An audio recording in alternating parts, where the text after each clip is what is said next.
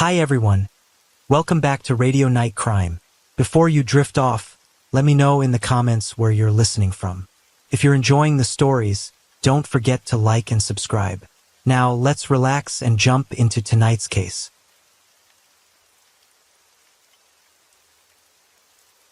Story 1. We're diving into the chilling case of Patrick de la Sierra, a young man brutally murdered in his Deltona home in February 2018.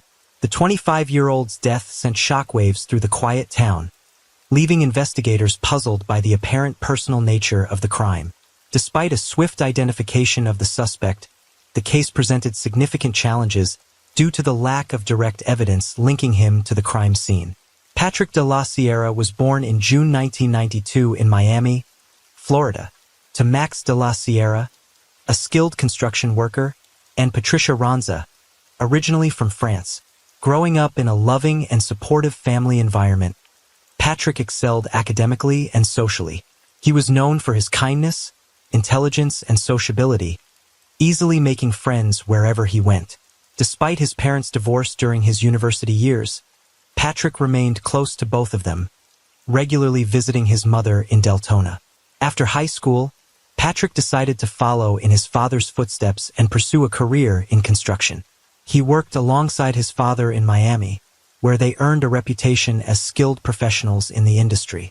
Despite the geographical distance caused by his parents' divorce, the de la Sierra family remained tightly knit, maintaining regular communication and offering support whenever needed. Patrick's multicultural background, stemming from his French and Spanish roots, played a significant role in shaping his identity and experiences. It was during one of his visits to Deltona that Patrick met the love of his life, a moment he eagerly shared with his mother, illustrating the close bond he maintained with his family despite life's changes. From a young age, Patrick de la Sierra possessed a striking appearance and charmed many with his demeanor, particularly the opposite sex. However, he held steadfast to the values instilled by his family, prioritizing meaningful connections over romances. Patrick's aspirations revolved around finding true love and building a strong family, mirroring the example set by his upbringing. In June 2017, Patrick stumbled upon Jessica Devaney's profile on a popular dating website, captivated by her arresting brunette features and radiant smile. Jessica, born in Orlando in 1988, had pursued studies in banking before securing a job at a local bank branch. Their initial online exchanges quickly blossomed into lengthy phone conversations, fostering a deep bond built on mutual understanding and trust. Despite living in different parts of Florida, Patrick and Jessica eagerly arranged to meet halfway for their first date. Instantly smitten, Patrick knew he had found his soulmate in Jessica, a sentiment reciprocated by her. Despite a 4-year age gap, they both felt an undeniable connection and shared their hopes for a future together. Patrick's excitement knew no bounds as he shared news of his newfound love with his mother, expressing his desire to marry Jessica and embark on a lifelong journey together. Patrick's mother, Patricia, listened to her son's excitement and felt genuinely happy for him. However, maintaining a long-distance relationship posed challenges, limiting their time together to weekends in neutral locations, often renting hotel rooms for brief but cherished moments. Despite this, their bond remained strong as they eagerly awaited the opportunity to be together permanently. In December 2017, Patrick made a significant move to Deltona to be closer to Jessica, purchasing a home in a serene neighborhood. He meticulously renovated the house, preparing it as a cozy haven for their future together. Although Jessica couldn't immediately join him due to work commitments, they planned a housewarming party for the upcoming spring. On New Year's Eve, amidst a backdrop of dazzling fireworks in their backyard, Patrick seized the moment to propose to Jessica. With a ring he had painstakingly selected, he dropped to one knee, asking her to be his wife. Overjoyed, Jessica accepted, their shared happiness palpable in the air. Patrick confessed that finding the perfect ring had been a challenge, settling on the best available option for the proposal while ordering a custom-designed ring that he envisioned himself, a testament to his commitment to their future together. As they eagerly prepared for their wedding and housewarming celebrations, both families offered their blessings, and the couple envisioned a grand affair either in Miami or France, honoring their respective backgrounds. However, their plans would soon be tragically disrupted on February 27, 2018. Max de la Cerda, Patrick's father, received an alarming call from a courier informing him that a delivery had been made to Patrick's address, but there was no response. Anxious, Max contacted Jessica, Patrick's fiancée, who had also been trying to reach him unsuccessfully. They hurried to Patrick's home, where Jessica found him lifeless in a pool of blood near the entrance. Despite Jessica's frantic call to emergency services, Patrick couldn't be revived, leaving her devastated. Amid her grief, Jessica asserted to the police that she knew who was responsible for Patrick's murder, his affluent and influential ex-boyfriend. As investigators delved into the case, they grappled with uncovering the motives behind the killing of a seemingly harmless young man with no apparent enemies.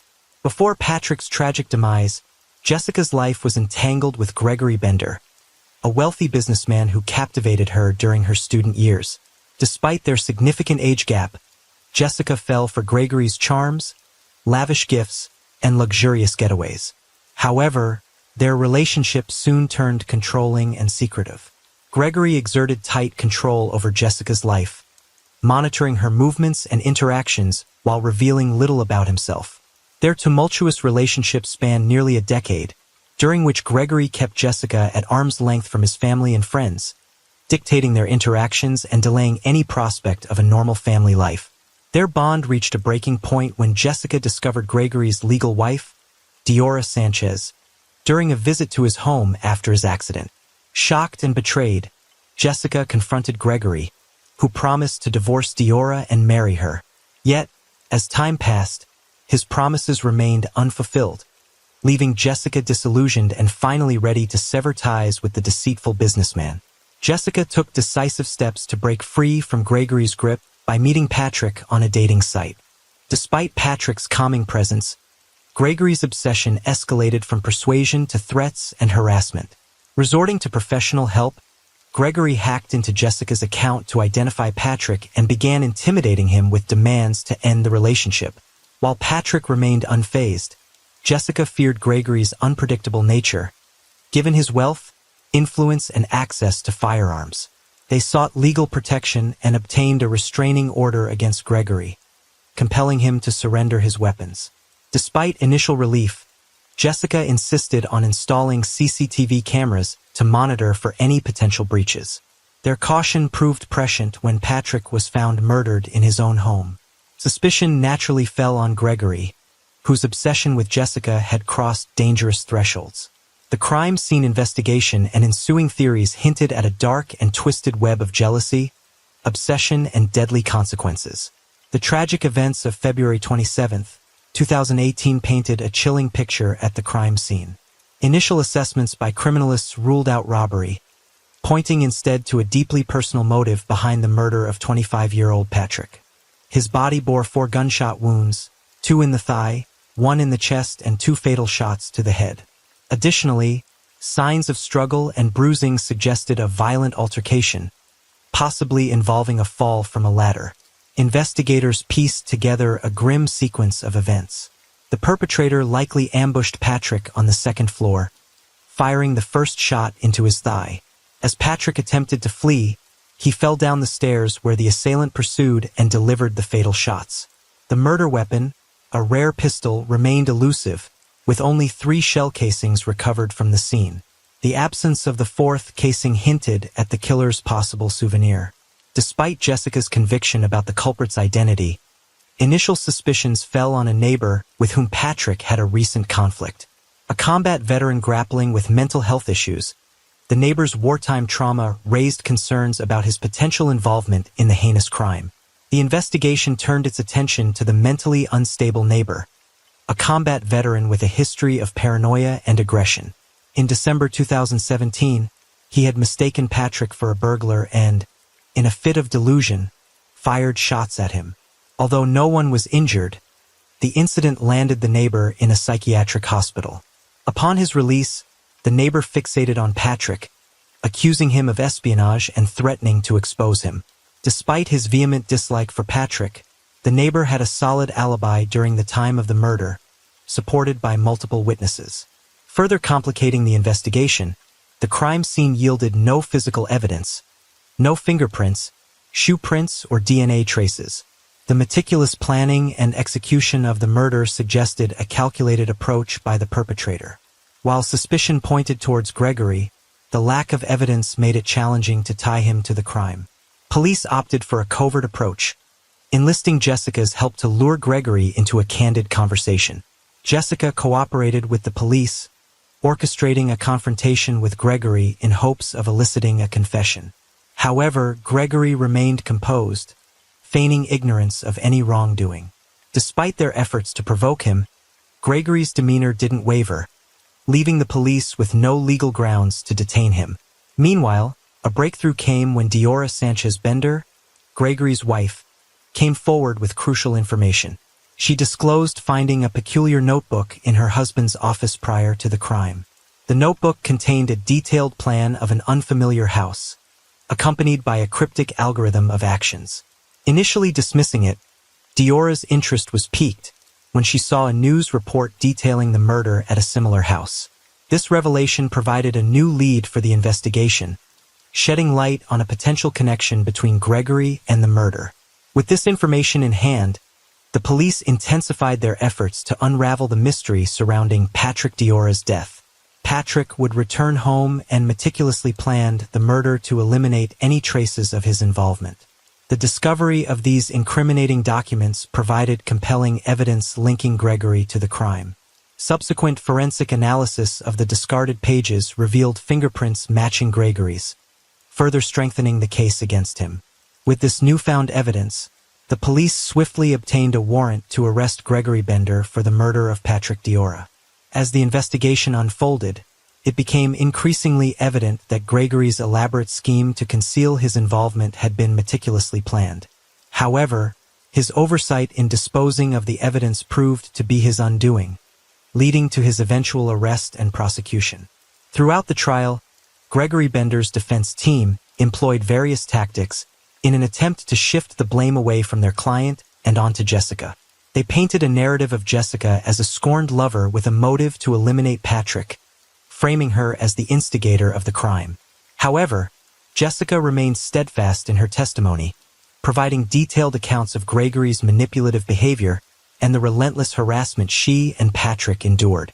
She presented evidence in the form of saved screenshots of their correspondence and phone records, which corroborated her claims and undermined the defense's attempts to discredit her. Despite the defense's efforts to undermine Jessica's credibility, the prosecution built a compelling case against Gregory, leveraging the circumstantial evidence and testimonies from other witnesses. They highlighted Gregory's pattern of controlling behavior and his motive to eliminate Patrick as a perceived threat to his relationship with Jessica. As the trial progressed, tensions ran high in the courtroom, with emotions running raw as the full extent of Gregory's deception and manipulation came to light. The prosecution methodically dismantled the defense's arguments, exposing the flaws in their narrative and reinforcing Gregory's guilt beyond a reasonable doubt. In a dramatic climax, Jessica took the stand once again, delivering a powerful testimony that left no doubt as to Gregory's culpability in Patrick's murder. Her unwavering resolve and unwavering commitment to seeking justice for Patrick's senseless death resonated with the jury, further solidifying Gregory's fate. Ultimately, the jury returned with a unanimous verdict of guilty, delivering a measure of closure and justice to Patrick's grieving loved ones. Gregory Bender was sentenced to life in prison without the possibility of parole, ensuring that he would never again pose a threat to society. The trial served as a stark reminder of the devastating consequences of unchecked manipulation and violence, underscoring the importance of holding perpetrators accountable for their actions.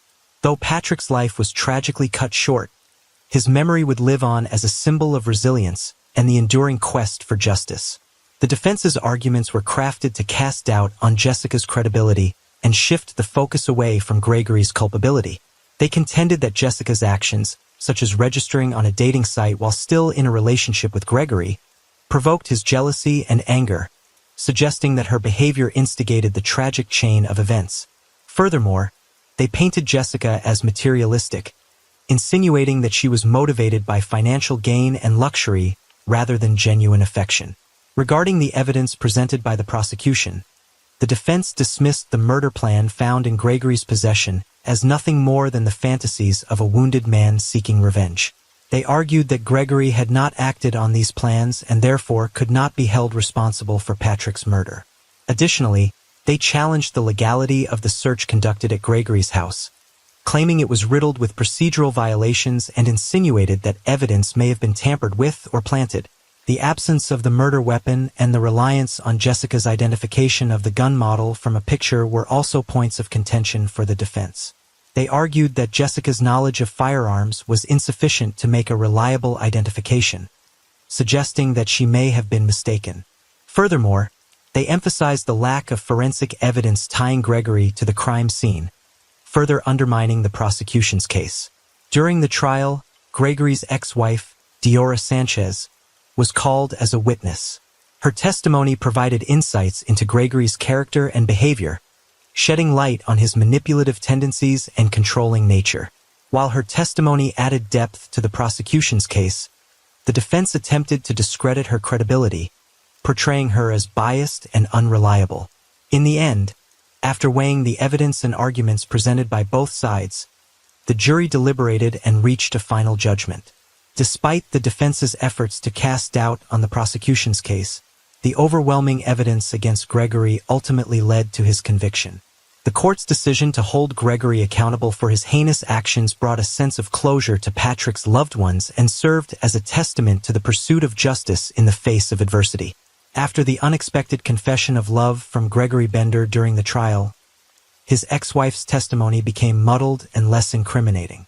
She appeared to waver in her resolve to testify against him, citing forgetfulness and expressing doubts about his capacity for murder. Despite the defense's efforts to capitalize on these inconsistencies and challenge the legality of the search of Bender's home, the jury ultimately reached a verdict of guilty for first-degree murder after hours of deliberation. Gregory Bender received a life sentence without the possibility of parole, a judgment that brought some closure to Patrick's loved ones. However, during the sentencing, Bender's intense glare towards Jessica, the victim's fiancée, caused her considerable distress, triggering a panic attack.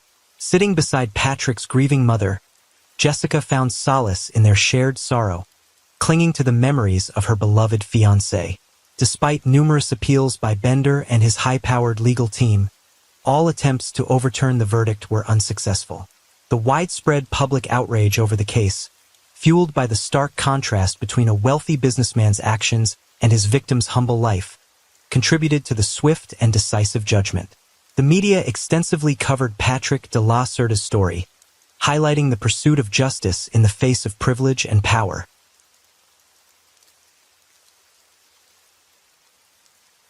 Story 2. Back in 2012, at the London Summer Olympics, Puerto Rican boxer Felix Verdejo Sanchez was a rising star.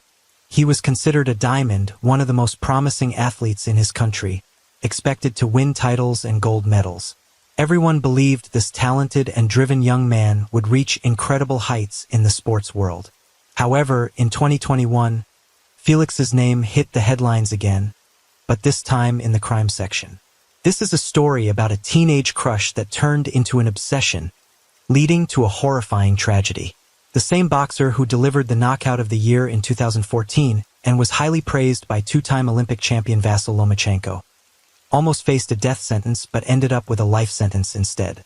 Despite undeniable evidence and confessions from his accomplice, Felix still refuses to admit guilt.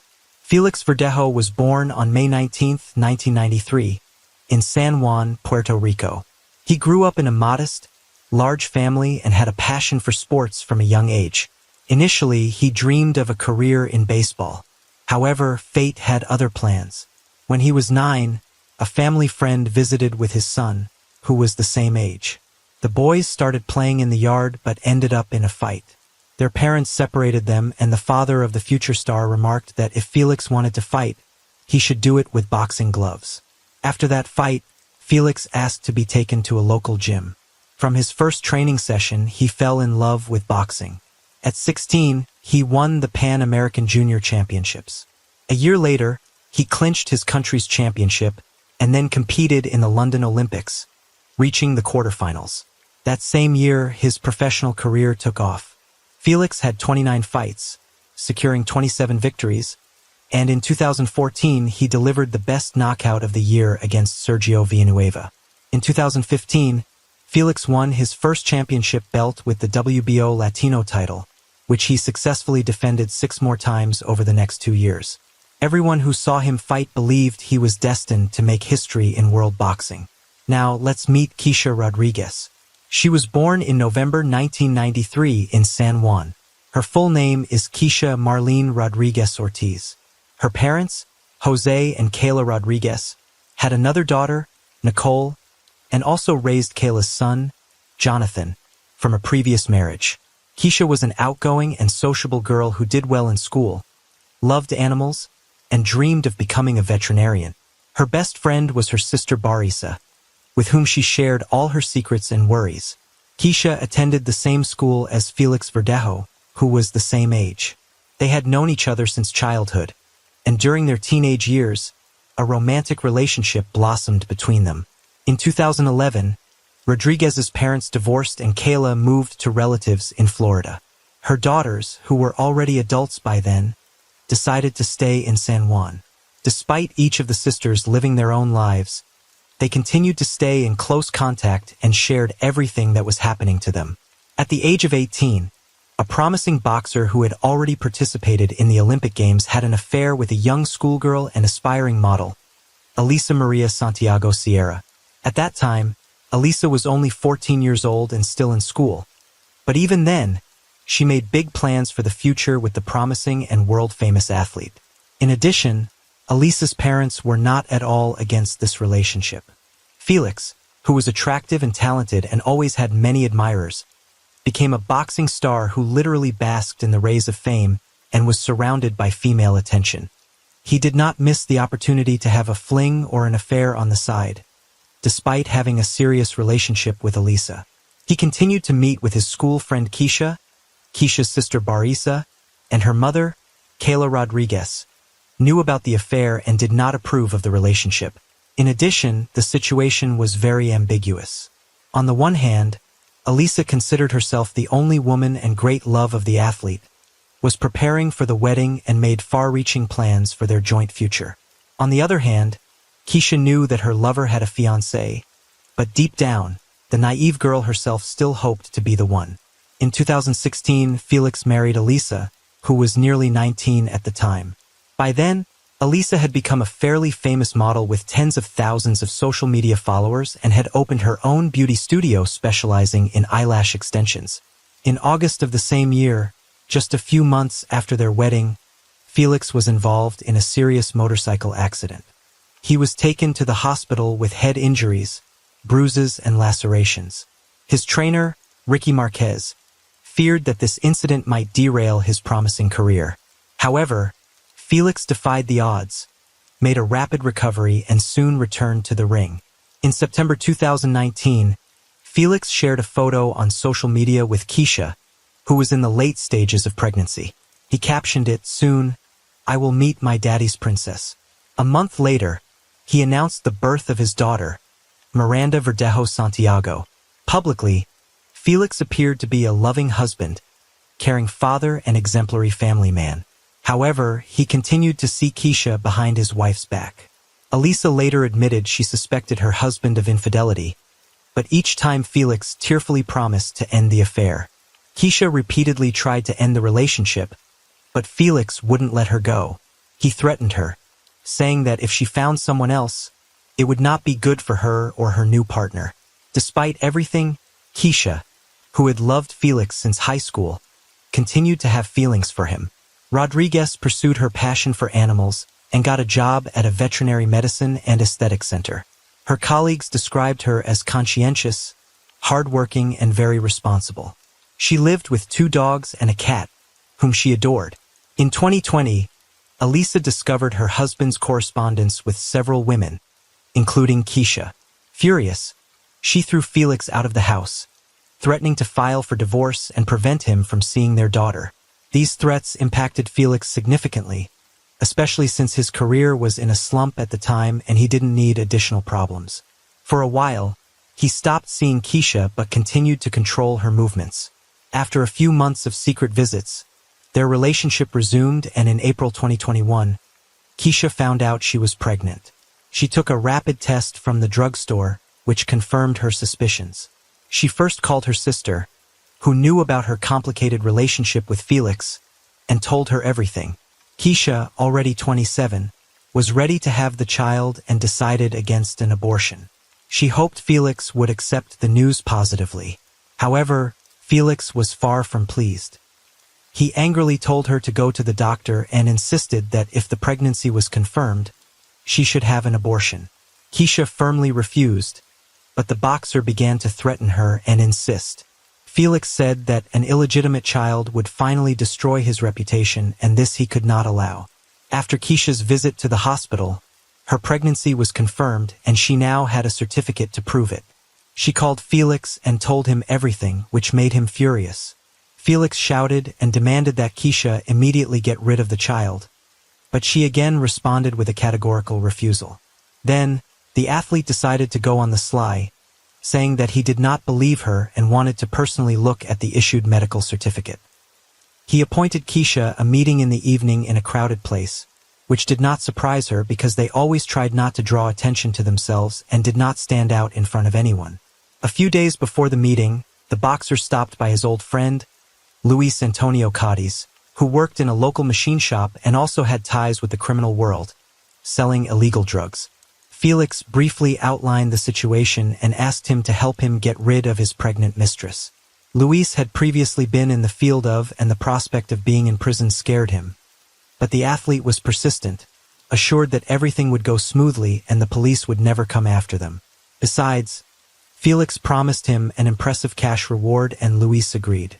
With the support of an accomplice, Felix called Keisha and told her that he wanted to meet her on the evening of April 29th to confirm her pregnancy and decide what to do next. Immediately after talking to her lover, Keisha called her sister back and told her everything. She still hoped that Felix would accept her child and would not insist on an abortion, but Barais found the situation quite alarming. She knew that the boyfriend had threatened her sister and was worried that he might do something to her. Barais called her mother and shared her concerns, but even together they could not dissuade Keisha from that fateful meeting.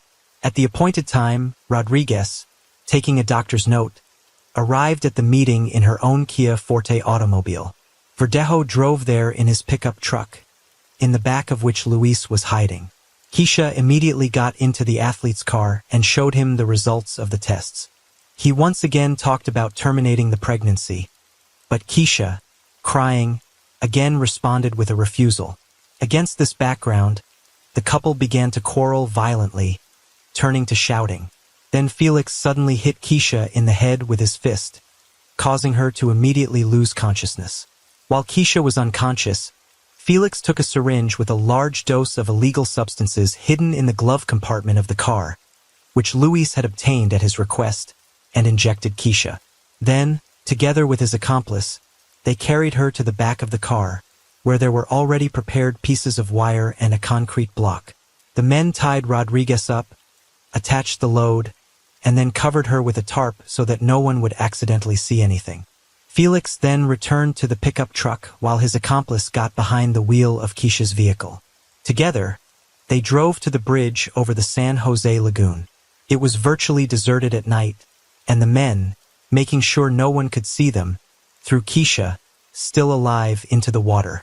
Afterward, however, they decided to fire a few test shots in pursuit, using the firearms they had brought with them so as not to leave the victim any chance. Having finished the massacre, each of the perpetrators went home. Keisha's co-workers were the first to worry when she didn't show up at the Veterinary Medicine and Aesthetics Center the next day. Keisha had always been very responsible and couldn't just not show up for work without notifying anyone. Since she didn't answer the phone, it was decided to contact her sister to find out what happened. After several unsuccessful attempts to contact her sister, she went to her house. No one answered the door, but Bares had a spare key, so she got in without difficulty. However, she was met only by hungry animals who had not eaten anything for almost 24 hours. Now, Bares was already in a panic because she realized that something terrible or irreparable had happened to Keisha. She immediately called her mother and told her everything, then reported her suspicions and the threats to her sister to the police. She also called Felix, but he claimed that he had spent the previous evening and night at home with his family and had not gone to any meeting. The missing girl's mother took the first flight from Florida to San Juan. She thought that her lover might have taken her daughter to a private clinic and paid for her to have an abortion without her consent. Keisha didn't even want to think about the fact that Keisha was no longer alive.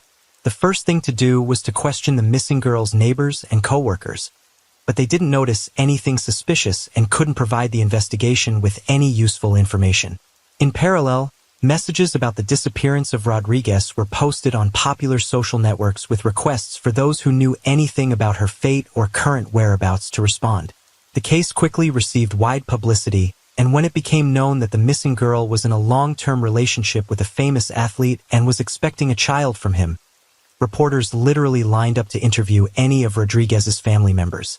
The relatives did not hold anything back and spoke out about their suspicions, among other things, blaming Felix for the incident. On April 30th, Keisha's car was found abandoned on the east side of the city with her documents and personal belongings inside. No signs of struggle were found in the interior, giving a faint hope of finding its owner alive. On May 1st, a passerby strolling on the bridge over the lagoon saw a strange shape resembling a human body in the shallow water. He reported his discovery to the police, who soon recovered from the water the body of a young woman, presumably the same one the whole city had been looking for several days. Members of the Rodriguez family who arrived to identify the body hoped to the last that it was not Keisha, but their hopes were not realized. The body had been in the water for several days and changed a lot, but the girl was immediately identified by a remarkable tattoo on her arm. When news of the gruesome discovery hit the press, the residents of the city revolted and began to go out to spontaneous rallies, demanding punishment for those responsible. The same day, Verdejo was detained and taken to the police station for questioning, but the athlete categorically denied his involvement and claimed that on the night of Keisha's disappearance, he was at home with his family. As there was nothing to charge him with, Felix was released on his own recognizance. One of the key witnesses was the athlete's legal wife, who, at the first interrogation, admitted that she was aware of his affair with Keisha, but that she had heard about her rival's pregnancy for the first time. On top of that, she did not confirm her husband's alibi, saying that he was not at home on the night of the murder. The first thing investigators did was check traffic surveillance footage on the way to the bridge from which Keisha was thrown. That's how they found Felix's pickup truck and the victim's car traveling behind each other, but the Kia Forte was clearly not driven by its owner. On the same day, the boxer's car was seized for examination, and in its body, they found some hair of the deceased. Luis was the first to surrender to the police, promising to tell the whole truth in exchange for a reduced sentence. Felix was also taken into custody, but he refused to cooperate with the investigation, did not answer questions, and continued to deny his guilt despite the presence of irrefutable evidence. A firearm was seized from Felix, which he used to shoot the victim from the bridge, and for which he had an official permit. Also, a cell phone check confirmed the fact that Felix, Luis, and Keisha were in the same location on that fateful night. Keisha's final farewell was on May 8th, and the funeral ceremony was all over the national news. It was a kind of action calling for the perpetrators of the tragedy to be punished to the full extent of the law, as well as an action to draw public attention to the problem of gender violence. The coffin with Rodriguez's body was brought to the cemetery not in a traditional hearse, but in a white carriage over which white flower petals were thrown from the air. Many famous Puerto Rican names, including show business stars, athletes, politicians, and public figures, have spoken out about the high-profile incident. Verdejo was charged with carjacking, kidnapping, premeditated murder, and the murder of an unborn child. All of these crimes together carried the death penalty, but the relatives of the deceased from the very beginning asked the court to elect a sentence of life imprisonment for the killer so that he would suffer in captivity for the rest of his life. The hearing was repeatedly postponed due to the worldwide coronavirus pandemic, but in the spring of 2021, the trial was held in virtual mode. The court found that the crime was committed with particular cruelty against a pregnant woman and involved multiple individuals acting in conspiracy. The details of that night were mainly reconstructed thanks to the testimony of Luis, who admitted his guilt. He confessed that he obtained the drug for injection and provided the wire and concrete block used to dispose of the body, all at Felix's request. Despite Felix's continued claims of innocence, his denials didn't influence the case's outcome. Meanwhile, Felix's wife, who testified in court, filed for divorce shortly after his arrest. She focused on developing her business and raising their young daughter. Reports suggest that Elisa Santiago has since remarried. In an interview, Elisa revealed she received anonymous calls and messages with death threats, including threats against her and Miranda. While some suspected her of orchestrating the crime, no evidence supported these claims. In the summer of 2023, the jury, after reviewing all the evidence and witness testimonies, was ready to deliver the final verdict. Felix Verdejo and his accomplice, Luis Cadiz, were found guilty on all charges. However, sentencing had not yet occurred, with the next court hearing scheduled for mid-November 2023. But on November 3rd, both men faced a maximum sentence of life in prison for the 4 felonies they were originally charged with.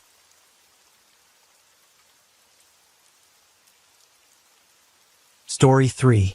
It's every parent's dream to see their child succeed in school and go off to college on a scholarship. For the Powell family, this dream turned into a nightmare when a phone call revealed the secrets their daughter had been hiding, turning their peaceful family home into a bloodbath. Brenda K. Powell had lived in the picturesque city of Akron, Ohio, peacefully since her teens. After graduating from the University of Akron, she worked as a child life specialist in the hematology-oncology unit at the local children's hospital for the next 28 years.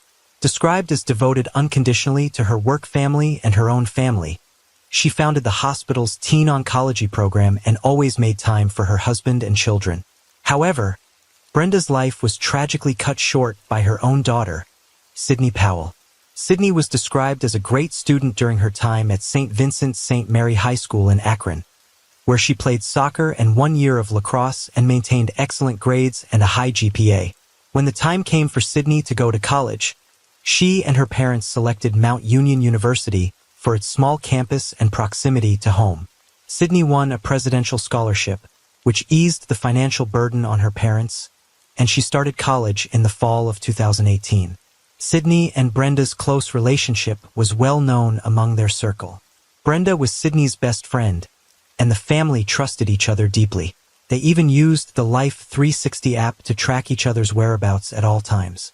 However, despite this closeness, the family unit began to fracture. Sydney had a history of success, excelling in high school and earning herself a scholarship to Mount Union University. Her parents had no reason to worry about her grades. Although Mount Union had an app for parents to review their child's progress, Sydney's parents rarely used it, respecting her privacy unless there was cause for concern. Sydney didn't share any details of her performance at school, not even during her summer breaks at home. In the summer of 2019, Sydney took a job with the Aon Rubber Ducks, the local baseball team, working in the kids' zone. She returned to campus in the fall without mentioning any troubles she may have been facing. Similarly, during the winter break, Sydney seemed relaxed and happy, spending cozy holidays at home as if everything was fine.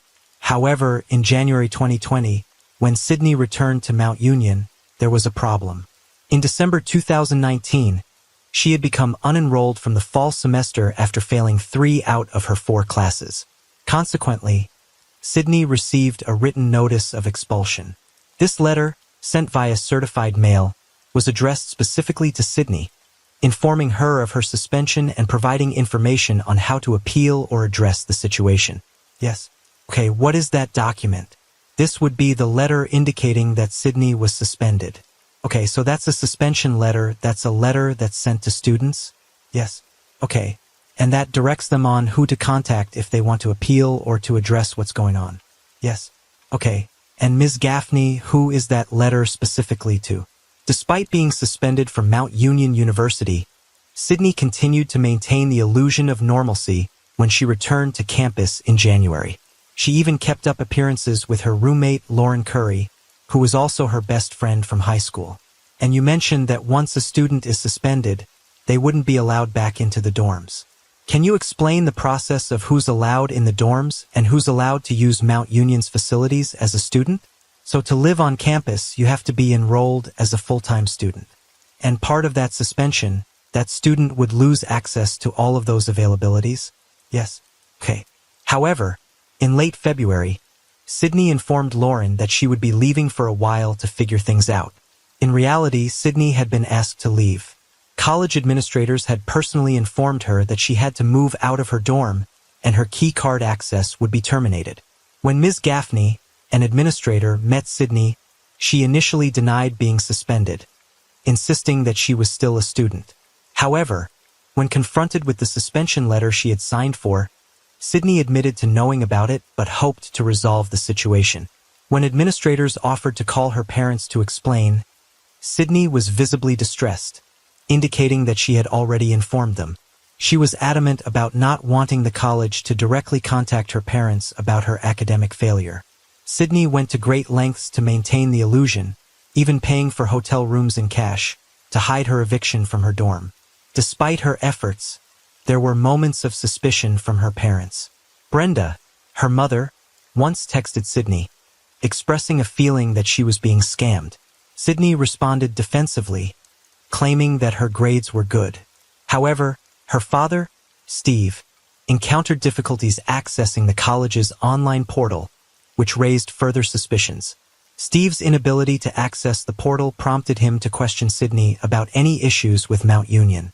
This was the only clue the family had that something might be amiss with Sydney's academic situation. However, their suspicions were not enough to uncover the full extent of Sydney's deception before tragedy struck. Okay, and at that point you had no reason not to trust what she's telling you? Correct. On March 3, 2020, Steve received a call at work from Mount Union officials, who urgently needed to speak with him. I believe Mount Union called me. They called me and the conversation was that Sydney wasn't enrolled anymore. And then I asked for how long and they said you have to ask her. Okay, they're saying you have to ask her because they can't give you any more information, right? That was my assumption. Steve checked the Life 360 app and saw that Sydney was at home, which he found unusual for that time of day. He might have received a notification about her arrival, prompting him to leave work and confront her. What prompted you to go home, to leave work and go home? Because I saw in the app she was home, which I thought was a little bit early. Okay, the 360 Life. The 360 app showed that she was home? Yes. If someone on that app comes home, do you get like a little buzz or notification on your phone? If it's set up, you can. Okay, so did you just happen to see that on the 360 app or did it give you like a notification? I might have got a notification, I don't recall. Okay, so you get a notification that Sydney's at home, correct? Yes. Interestingly, Steve left his phone at work to prevent Sydney from knowing he was coming home. He didn't want her to see his location change on the Life 360 app and potentially avoid a confrontation. He arrived home around 11:30 a.m., prepared to address the situation with Sydney directly. Steve found Sydney alone at home, where she explained that she was facing some challenges at college, but insisted that she was still enrolled and attending some classes with her friend and roommate, Lauren. Steve responded to her disclosure with understanding, assuring her that they would navigate through the semester together. He suggested that if she needed to take the summer off, they would work through it. Yeah, I don't remember the details, but I remember she said she was still going to some of her classes with her friend, Lauren. I remember telling her that, you can't run away from your problems, you have to face them.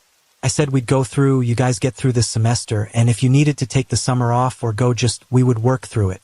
I remember she said, all her friends have their shit together and she doesn't, and I told her, no, that's not true. She said she didn't. Sydney said, I don't have my shit together, but my friends do. Yeah, she didn't know what she wanted to do, it sounded like. Sure. Sydney confessed that she felt lost and unsure about her future, which left her afraid of disappointing her family. Recognizing Sydney's distress, Steve suggested they call Brenda, who was at work at the children's hospital, to discuss the situation further. Brenda decided to come home to talk to Sydney, while Steve made the fateful decision to leave before Brenda arrived. Brenda, known for her emotional sensitivity and ability to de-escalate highly charged situations, seemed like the right person to handle Sydney's sudden crisis. For the next hour, Brenda and Steve kept in touch via text messages. At 12:41, Steve sent Brenda a text message asking what she discussed with Sydney. However, Brenda never responded. Instead, she left a message with the administrative office at Mount Union, requesting to discuss Sydney's situation. When college administrators Michelle Gaffney and John Fraser returned Brenda's call, Brenda answered the phone. Dean Fraser was sitting at his desk and I was sitting next to it. He dialed. The phone was answered, and Mrs. Powell answered. You say, Mrs. Powell, is that Brenda who answered? Brenda answered, yes. And what did you tell Brenda at that time? So, Dean Fraser was speaking and simply said, Brenda, this is Dean Fraser. I'm sitting here with Michelle Gaffney, our Associate Dean of Students. We're returning your call, and that's about as far as we got. Did Brenda respond to that introduction at all? Yes. I think he asked, is this Brenda Powell? Oh, okay. And she said yes, and then he identified himself. Okay. And Ms. Gaffney, what happened next? It was a very large or very loud sort of thud sound, like a pounding or a thud, accompanied by a pretty loud scream. And the scream might have actually been first and then the thud. Okay. As I think about it. And then there was sort of an expulsion. The other sound that I heard at that same time or right after was sort of an expulsion of air, like the air was knocked out of somebody. Okay. I'd always heard that expression of the air being, having the wind knocked out of you, but that's actually what it sounded like. And then several more repeated thuds. I don't know how to describe the sound. No, and that's okay. And you and Mr. Fraser could hear this from the other end of the phone. From the other, it was on speakerphone, right? Yeah. Did you hear any communication during these thuds? Just the screaming. And so we were both talking into the phone saying, what's happening? Are you okay? Do you need help? What's going on? Yeah. Can you describe your mindset at this time? I very definitely felt like someone was being attacked. Now, Ms. Gaffney, did you recognize that voice on the line? Yeah. Okay. Was that Brenda Powell? It was not Brenda. Who did you recognize that voice? I was sure it was Sydney. Both Dean Fraser and I looked at each other and sort of shook our heads at each other and said, That's not Brenda. And he then said, Sydney, I think this is you. This is not Brenda. And what happened next? The phone went dead. Okay. And Ms. Gaffney, what did you do next? We called the Akron police. But by that point I had the phone number up and the address. And so we called the Akron police and indicated we felt there was some sort of situation at this house and that they needed to send someone right away. They were on the phone and there was a lot of screaming going on. So he couldn't really say that it was like a physical fight, but just sort of like a lot of yelling and screaming going on. And then he tried calling back twice and there was no call back. In a single moment, a peaceful family home had become the scene of a crime. Impersonating her mother was not Sydney's only attempt at covering up what had happened. After the disastrous phone call, she set herself to staging the crime scene.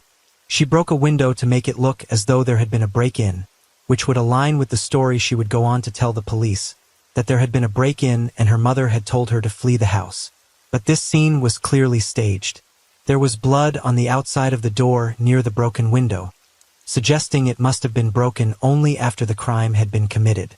After murdering her mother, she coldly and callously took steps to cover up her own guilt.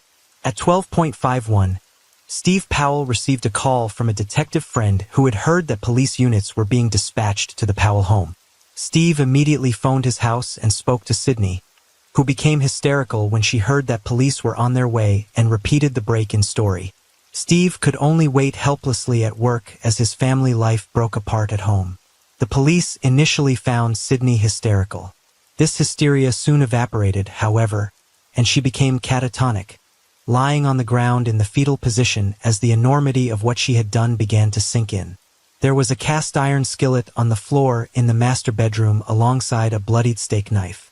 These implements of an ordinary domestic household, no doubt used by Brenda herself to cook family meals, had been weaponized against her. As the police examined the scene, The series of events only glimpsed by Steve and the college administrators over the phone became horribly clear. The forensic pathologists concluded that Brenda Powell had died as a result of multiple blunt and sharp force injuries. Sydney had hit her mother multiple times over the head with the heavy cast-iron skillet. She then fetched a steak knife and, in a frenzy, stabbed her mother repeatedly in the neck at least 23 times. Cuts and bruising to Brenda's face, arms and hands suggest that she had attempted to defend herself from Sydney, her beloved daughter whose academic failures and emotional turmoil had until now been kept a secret. The revelation of this secret led to Sydney's eruption and Brenda's tragic death. No one denies that Sydney killed her mother. At trial, however, her attorneys contended that the attack had occurred in the middle of a psychotic break, meaning she could not comprehend that her actions were wrong. As evidence, they pointed to her catatonic state. In Sydney's efforts to conceal her own academic failures and her paranoid fear of disappointing her parents, Sydney only derailed her life further and caused an unimaginable tragedy that ripped her family apart. The story of Brenda Powell's tragic death at the hands of her daughter Sydney is a stark reminder of how secrets and denial can lead to devastating consequences. Sydney's fate was determined by a jury on September 20, 2023, when she was found guilty on all accounts: purposeful murder, felony murder, assault, and tampering with evidence.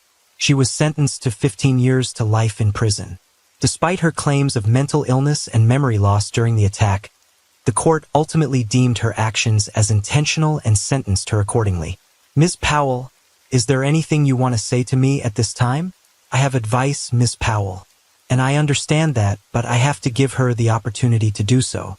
All right, thank you very much.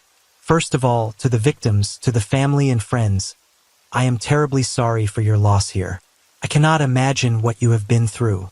I have received and read all of the letters that have been sent to me. I have considered the evidence that was brought into evidence at the trial, the statements of counsel, and all of the information that is before me at this time. I do find that counts 2 and 3 merge with count 1 for purposes of sentencing in this matter.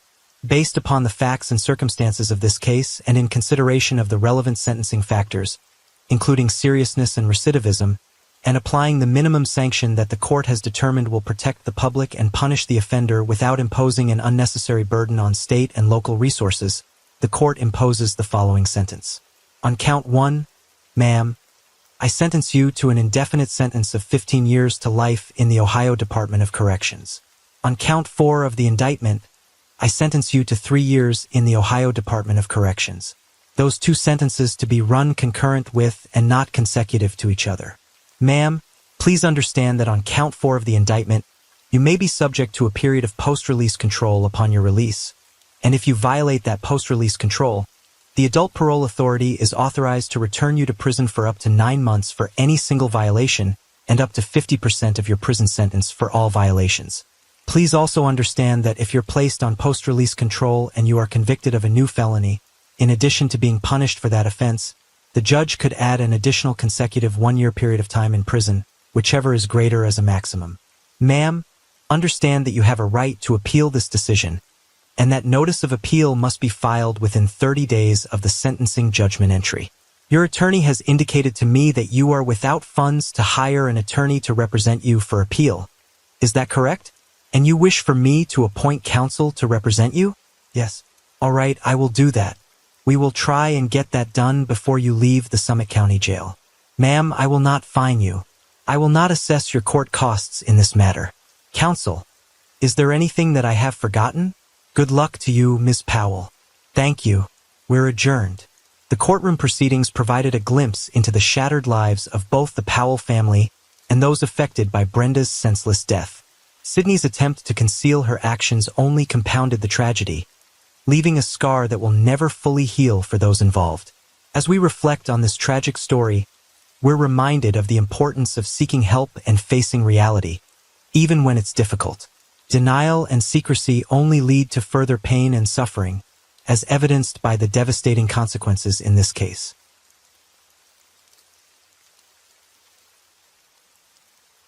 Story 4. Bart Whitaker was standing where he'd been shot over a month ago on December 10, 2003. His family had just returned home after celebrating Bart's achievements, But they didn't expect what happened next. Bart called 911 saying his mom, dad, and brother had been shot. Their neighbor, Stanley Cliff, saw what happened and also called 911. All 4 family members were shot, but only 2 survived. Meanwhile, Stanley tried to help Bart's dad, Kent, by putting pressure on his wound. Kent warned him to run away because the shooter might still be around. The Whitaker family seemed perfect. Kent and Patricia met on a blind date and quickly fell in love. Kent worked as a controller in a family business while Patricia was a teacher. They had a son, Bart, who was born on December 31st, 1979. Bart was a smart and funny guy, loved by his family. He was very close to his dad, Kent, and they even did biking events together. Bart also had a younger brother, Kevin, born on March 19, 1984. They were close despite their differences. Kevin was sensitive and mature for his age. He stood up against injustice and forgave quickly. But on December 10, 2003, everything changed. Bart had just finished his final exam and called his mom to share the good news. They decided to celebrate as a family by going out to dinner. They drove to a seafood restaurant nearby and had a joyful time together. Patricia, Bart's mom, gave him a watch as a graduation gift, making him really happy. They laughed, joked, and teased each other like they always did. After dinner, they headed back home. Bart went to get his phone from the car, while Kevin, his brother, unlocked the front door. But as Kevin walked into the house, a sudden gunshot hit him in the chest. He fell to the floor, keys still in his hand. Another bullet struck Patricia as she entered the room, and Kent, Bart's dad, felt a bullet in his chest too. Bart rushed in and found himself in a fight with a masked man. He got shot in the arm before chasing the attacker away. Their neighbor, Cliff Stanley, came to help. He put pressure on Kent's wound and called for emergency assistance. Despite quick help, Kevin didn't make it. He died on the spot, his heart pierced by a bullet. Kent, in pain and praying for his family, hoped to survive for them. But the loss of Kevin was devastating. Tricia Whitaker was barely alive when the police arrived and was airlifted to Memorial Hermann Hospital. Sadly, she couldn't make it and passed away on the way. Kent Whitaker was in agonizing pain and would be for a long time. He survived the attack but sustained serious injuries, landing him in the ICU. Bart was also hospitalized with injuries that weren't life-threatening. Detective Marshall Slott took charge of the case. When he first heard about it, he was with his family after returning from church. The initial information suggested a family had come home from dinner to find a burglar in their house. But as the investigation progressed, it became clear that something else was going on. There were too many inconsistencies, nothing valuable was taken, and there were no signs of forced entry. Even in the master bedroom, where burglars often look for jewelry and other valuables, drawers were neatly opened, not ransacked. It seemed like whoever was in the house had plenty of time and wasn't in a hurry. The absence of a break-in and the strange way things were left behind made the detectives suspicious, especially when they examined the murder weapon. The murder weapon, a 9mm Glock handgun registered in the Whitaker's name, was found in the kitchen. However, it had been taken from a gun safe in one of the upstairs bedrooms, a part of the house that was isolated. Whoever did this knew exactly where to look and what was in the safe. Detective Slott decided to shift his focus inward, looking into the family dynamics, starting with Tricia's relationship with her husband, Kent. 3 days later, Bart was able to talk about what happened. He mentioned hearing a bang and then finding himself on the floor, shot, but because it was dark, he couldn't see the shooter. Unfortunately, Bart's answers didn't provide much help. Suspicion now fell on Kent and Bart, as well as anyone who knew them and might have a reason to harm the family. As investigators delved deeper, they found a shocking revelation. Despite the Whitakers being seen as a perfect family, there was a secret. Bart was never enrolled at Sam Houston State University, despite claims of celebrating his last evening before graduation. He hadn't even attended college after his freshman year and was listed as a freshman on academic probation. Despite not attending classes, Bart managed to keep up the facade with his family, pretending he was going to school every day. When Kent found out about Bart's lie while he was in the hospital, He was furious. He confronted Bart, demanding answers, and expressed his disappointment and anger. Bart confessed to his father that he didn't want to disappoint the family and felt overwhelmed by school stress. He planned to catch up on his studies later and wanted to help out at work in the meantime. But this revelation showed the investigators a glimpse behind the seemingly perfect facade of the Whitaker family. At the funeral of Kevin and Tricia, more than 1,000 people came to pay their respects, showing the community's fondness for the family. Detective Marshall observed the crowd, wondering if the killer could be among them. The investigation took a turn when Bart's description of the masked man didn't match Kent's observation. Bart initially suggested the gunman might be black, but Kent noticed white skin around the eyes. This discrepancy raised suspicions. Investigators dug into Bart's background, uncovering new developments that didn't align with his story, prompting them to delve deeper. Bart had a criminal record dating back to when he was 17, attending Clements High School. In 1997, he was involved in planning 7 burglaries with some friends, which led to his expulsion from school. Despite this, Tricia and the Whitaker family celebrated what they thought was Bart's graduation, believing it was a significant accomplishment given his earlier struggles with education. As investigators delved into Bart's background, they uncovered more unsettling information. In 2001, a report filed at the Waco Police Department revealed that a woman had overheard Bart discussing plans to kill his father with friends. Although the police informed Kent and Tricia about the conversation, they dismissed it as an empty threat from an angry son. Despite Bart and Kent's recovery from their injuries, the investigation began focusing more on Bart. He became the prime suspect and investigators regularly questioned him. Kent, however, insisted that Bart was innocent and blamed the police for being biased against his son due to his past mistakes. Despite Kent's beliefs, evidence against Bart continued to mount, revealing more secrets about the Whitaker family. One night, around 11:30, a man visited the police department, likely bringing new information to light. He wished to speak to the lead detective on Whitaker's case. As he waited in the dark parking lot, he saw Detective Marshall Slot. The stranger, Adam Hipp, told the detective he had crucial information about the case. Adam revealed that Bart Whitaker had approached him years ago, asking for help to kill his family. This revelation pointed directly at Bart's involvement in planning and carrying out the shooting. Adam, Bart's former roommate, recalled a conversation in 2001 where Bart discussed killing his family to inherit their property and insurance money, which amounted to around $1 million. Bart even offered Adam a cut if he agreed to carry out the killings. When asked, Adam drew a detailed map of Bart's plan, including where he was supposed to hide when the family returned home. This map shocked the detectives because it matched exactly what happened on December 10, 2003. Adam also described Bart's plan to deceive the police by shooting himself in the arm. Despite this evidence, there wasn't enough to press charges against Bart. Detective Marshall continued to engage Bart in conversation, showing him police videos to piece together details of the crime scene. Despite Bart being under suspicion, he remained composed and cooperative, seemingly having nothing to hide. However, Marshall grew frustrated with Bart's vagueness about certain details, like which direction he ran and how far he was from the shooter. Bart claimed he couldn't remember. To gather more evidence, the police devised a plan involving Adam Hipp calling Bart. He told me how your mom and your brother were killed and how your dad and you were shot. All that was very similar to what one of our plans was. He mentioned another former roommate, Chris Brazier. The investigators obtained a scent sample from a country club where Bart and Brazier had worked. Bloodhounds sniffed the sample along with evidence from the Whitaker home, and they identified Brazier's scent on drawers in the master bedroom and on the murder weapon. Chris Brazier then became the prime suspect.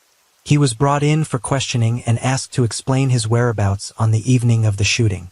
Brazier claimed he was at Hooters with his roommate Steve Champagne and Champagne's girlfriend on the night of the shooting. Champagne, a U.S. Marine, initially denied any involvement, but under pressure from detectives, he eventually confessed. He admitted to driving Brazier to the Whitaker home and waiting nearby while Brazier carried out the killings. Champagne's confession led detectives to Lake Conroe, where they found a bag containing crucial evidence. Inside were two-way radios, water bottles, tools used to break open the gun safe, ammunition, and a smashed cell phone used during the crime. The water bottle had Brazier's DNA on it. Both Brazier and Champagne confessed to their roles in the crime, with Brazier being the shooter and Champagne the driver, acting on Bart's plan. These confessions, along with the evidence from the bag, provided enough proof to press charges. It took 7 months to gather this evidence. Meanwhile, Bart disappeared, telling his dad he was going to a club but never returning. In September 2005, Champagne and Brazier were arrested for the murders of Tricia and Kevin Whitaker. Bart Whitaker vanished, triggering an international manhunt. A $10,000 reward was offered for any information leading to his capture. Sugarland law enforcement felt frustration and resentment at Bart's escape, as they had suspected him from the start, yet he managed to evade them. His disappearance left the community in shock and disbelief, with residents grappling with the idea that an innocent person wouldn't run. Kent Whitaker faced his worst nightmare, the possibility that his only surviving family member could be responsible for the loss of the rest of his family. Despite this, even before knowing the culprit's identity, Kent declared his forgiveness, attributing it to God's calling.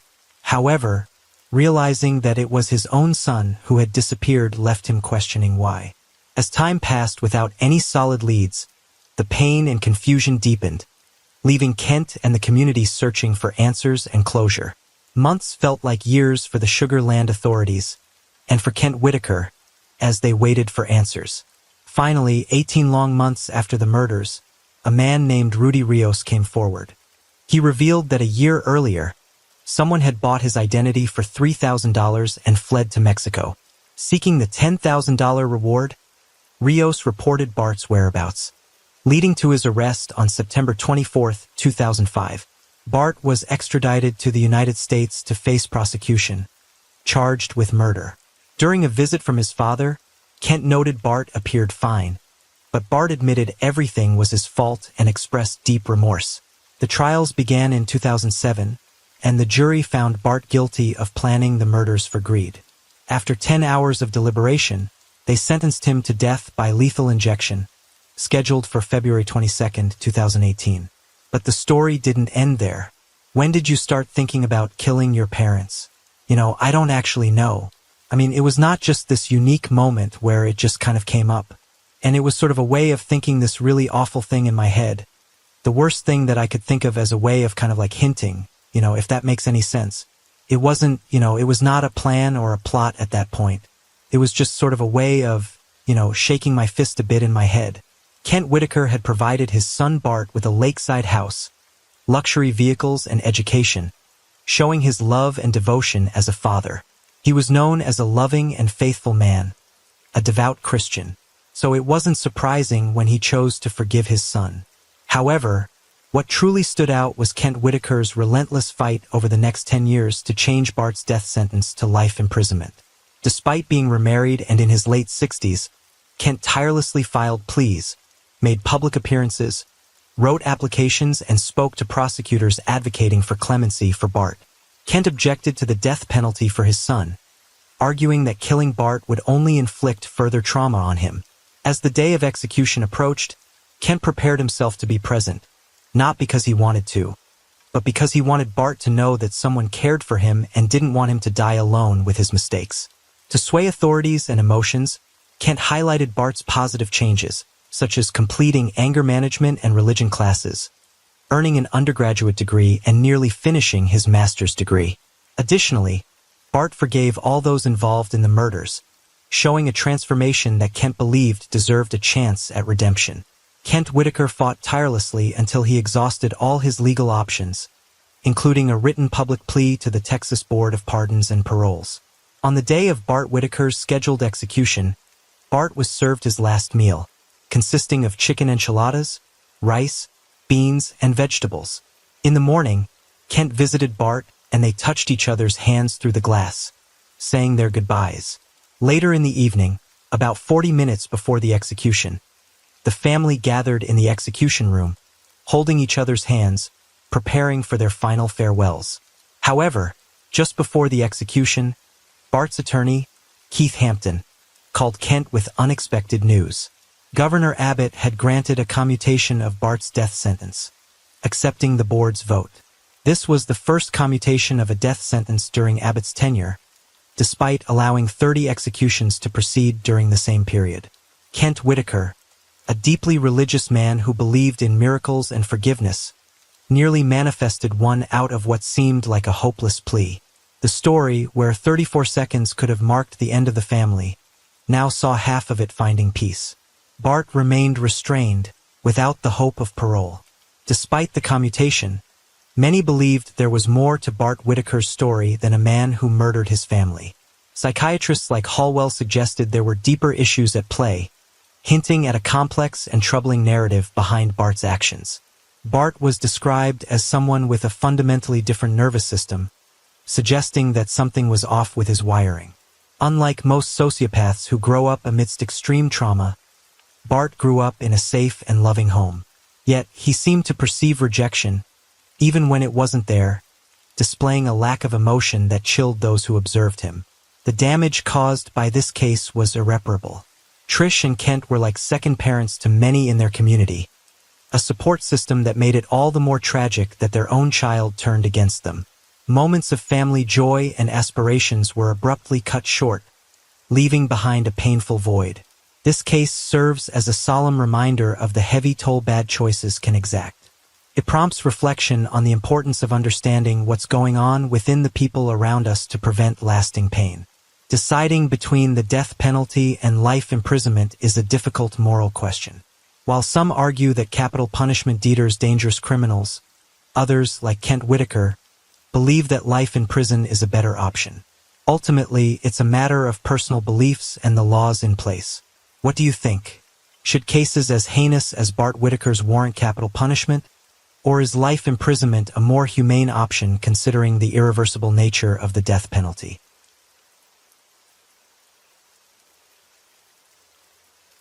Story 5.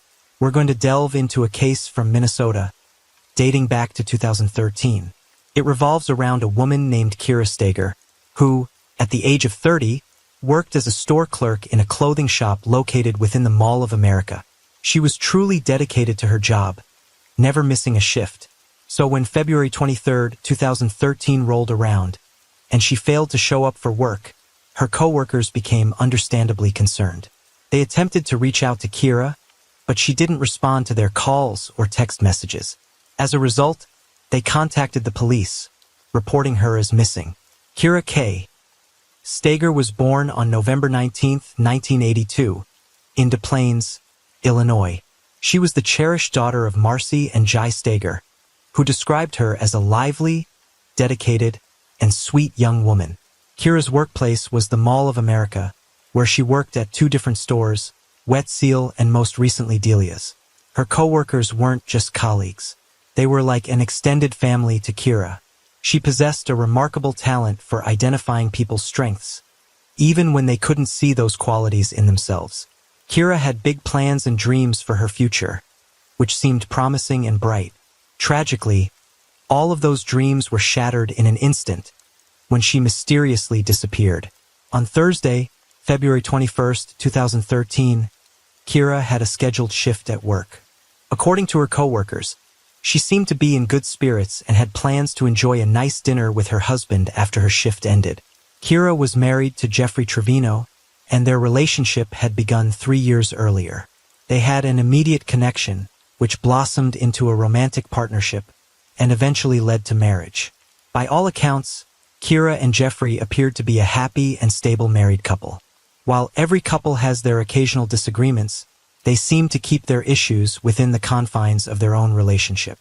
Neither their relatives, friends, nor coworkers had any inkling of the troubles brewing beneath the surface. Fast forward 2 days later. On February 23rd, Kira, a woman known for her punctuality and strict adherence to schedules, didn't show up for work. Her concerned coworkers immediately took notice, since this behavior was highly unusual for her. They contacted Jeffrey, Kira's husband, but he was clueless about her whereabouts. According to Jeffrey, Kira had left their home the previous morning and hadn't returned. Interestingly, Jeffrey wasn't overly alarmed by this, because Kira had a habit of occasionally disappearing for a day or two. She would either stay at a friend's place or visit relatives without giving prior notice. However, one factor that raised concerns was the harsh weather that day, with heavy snowfall. Jeffrey speculated that something might have happened to Kira on her way, like her car getting stuck or her phone losing power, with no news from Kira. By the end of the day, Jeffrey decided to take action. He filled a missing persons report and reached out to Kira's family, who were equally shocked and devastated by her mysterious disappearance. Detectives immediately sprang into action upon receiving the missing persons report for Kira Steger. Typically, such investigations commence with questioning the spouse and searching the immediate vicinity, and this case was no exception. Detectives paid a visit to Jeffrey's home to speak with him. According to Jeffrey, on the day before her disappearance, he and Kira had spent some quality time together. They had dinner, engaged in conversation, played a game of bowling, and then left the mall. Jeffrey recounted that they returned home and Kira had plans to watch a movie. The following day, Friday at around 8:30 a.m., Kira had left for work. There was an event scheduled and her presence was mandatory. Jeffrey noted that her behavior appeared normal and he didn't notice anything unusual or alarming. Jeffrey also mentioned that Kira's occasional disappearances weren't entirely surprising to him, even though he often didn't know where she went or who she spent time with. He revealed that their relationship had been facing difficulties for a few months. The mysterious circumstances surrounding Kira's disappearance have left everyone puzzled, and detectives were determined to unravel the truth behind this perplexing case. The detective began to question Jeffrey about where his wife, Kira, might be staying, or if she had a lover. However, Jeffrey rejected this suggestion, as he had personally asked Kira about it and received a negative response. He expressed his love and trust for his wife. The investigators collected information about Kira and her car and shared it with the on-duty patrols. They themselves went to the Mall of America, a massive shopping mall in Bloomington. This mall has 520 stores, theme parks, an oceanarium, movie theaters, a golf course, and more. It's equipped with many security cameras. The detectives reviewed the footage to check the credibility of Jeffrey's account. It showed nothing unusual. Jeffrey and Kira met after her work, spent time at the mall, then headed to the parking lot and left together. There were no signs of arguments, and the evening seemed to have gone smoothly, but as time passed with no news about Kira, the anxiety among her loved ones grew. They had no information about her whereabouts, and the situation was becoming increasingly distressing. Kira's family decided to take matters into their own hands. They traveled to Bloomington to assist with the investigation. They created flyers with Kira's pictures, posted them on poles, and distributed them to people on the street. Their goal was to draw as much attention as possible to the search for Kira. In this intriguing part of the story, Kira's family couldn't just stand idly by.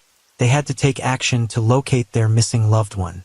While Kira's family was out distributing flyers, investigators continued their work. They interviewed people living nearby and noticed something interesting. One of the neighbors had a security camera that happened to capture footage of Kira and Jeffrey's home. The investigators requested a copy of this footage, in the hopes of finding some clues. Meanwhile, they received records from a cell phone company, which revealed a new lead. It turns out that besides Jeffrey, Kira had another man in her life, Ryan Wendt. He was the manager at one of the stores where she worked, and they had a close and frequent relationship. The police discovered that Ryan was out of state during the search for Kira, heading towards Colorado. This was significant for the investigation because not only did he have a romantic involvement with Kira, but he also left the state at the same time she disappeared. It could be a mere coincidence, or there might be something more to his sudden departure. Detectives needed to get to the bottom of this. They managed to reach Ryan, and he agreed to be questioned in Colorado. During the questioning, Ryan mentioned that he last communicated with Kira while he was driving through South Dakota, exchanging text messages with her. These texts were sent shortly before Kira's disappearance. Upon examining the teaming of these text messages, detectives concluded that Kira was in contact with her new lover while she was having dinner with her husband, Jeffrey. It was becoming clear from their messages that Kira was growing distant from Jeffrey. To further confirm Ryan's alibi, Investigators checked his phone records to see which cell towers he connected to and reviewed his credit card statements. It was evident that he was indeed out of state on the evening in question and had no apparent connection to Kira's disappearance. As a result, he was released from suspicion. This twist in the investigation raises questions about Kira's relationships and what role, if any, they played in her mysterious disappearance. The detectives must continue their work to uncover the truth. The timestamps on the messages showed that Kira was still texting Ryan even after she got home with her husband. However, their conversation stopped at 11:44 p.m., and since then, Kira's phone has been inactive. Meanwhile, another group of investigators was preparing to review the video footage from a surveillance camera at Kira's neighbor's house.